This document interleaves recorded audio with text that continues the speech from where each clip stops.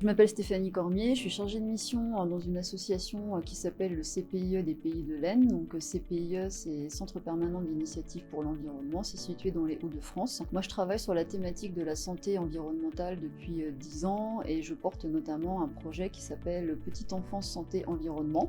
Donc le sigle c'est PES, ça nous est financé par le Conseil régional des Hauts-de-France et par l'Agence régionale de santé des Hauts-de-France. Il y a 4 axes majeurs dans ce projet PES, accompagnement de structures petite enfance vers une meilleure qualité de l'air intérieur et vers le zéro perturbateur endocrinien, des publications, des impressions, des webinaires, des temps d'échange sur des sujets en lien avec la santé environnementale pour les professionnels et pour le grand public.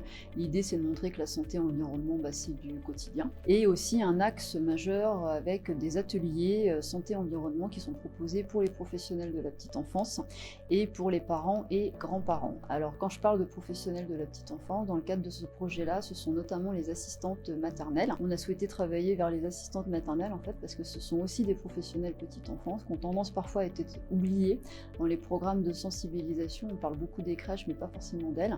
Et en fait c'est des professionnels qui travaillent à domicile et l'idée c'était de savoir est-ce que leurs pratiques à domicile peuvent être en adéquation avec une bonne qualité de l'air intérieur. Donc l'idée c'est de les sensibiliser via des ateliers pratiques. Donc ça mêle théorie et pratique. Il y a tout le temps une partie théorique où on revient sur cette notion de santé environnement, cette notion de perturbateur endocrinien, et puis aussi on leur présente différents outils pour apprendre à décrypter les étiquettes de produits. Donc ça peut être des étiquettes de produits ménagers, ça peut être les cosmétiques, l'alimentation saine, les jouets, les jeux, les plastiques, tout ce qui est aussi produits de bricolage, vernis, peinture.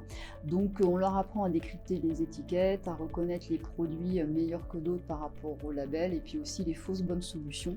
On va appeler ça le terme greenwashing. Et puis il y a aussi une seconde partie à chaque fois dans tous les ateliers, quel que soit le thème, il y a une partie fabrication où l'idée c'est que les participants manipulent différents produits alternatifs, différents ingrédients alternatifs et fabriquent aussi leurs propres produits. Déjà pour voir la réalisation de recettes et puis aussi pour pouvoir tester ensuite par la suite quand elles rentrent chez elles pour pouvoir continuer par la suite. Ça fonctionne très bien, ça fait 10 ans qu'on a commencé à travailler vers les assistantes maternelles. Chaque année depuis 10 ans on a essayé de proposer un nouveau thème d'atelier, ce qui fait que d'année en année je retravaille parfois avec les mêmes groupes d'assistantes maternelles. À la fin de chaque atelier, il y a un questionnaire d'évaluation à chaud qui leur est distribué pour connaître leurs impressions, les freins, les points positifs, etc. Il y a un taux de satisfaction de 87%. Souvent, il y a l'envie de continuer par la suite. Déjà, il y a faire le tri dans les produits utilisés à la maison, transmettre dans leur entourage, vers les parents des enfants qu'elles gardent, et puis aussi pour leurs propres pratiques perso en fait. Et parmi les freins, parfois, ce qui peut les bloquer, c'est peut-être l'aspect temps, l'aspect budget, et aussi un aspect, alors c'est pour l'anecdote, mais c'est à mentionner quand même, c'est l'aspect odeur aussi, parce que dans les produits qui sont faits, il n'y a pas forcément tous les composés chimiques parfumants que l'on trouve actuellement, et ça peut être un frein parfois pour adopter des nouvelles pratiques. Donc on essaie d'expliquer par derrière. Les perspectives, ça serait de continuer, bien sûr, parce que ça fonctionne bien et ça répond à un vrai besoin.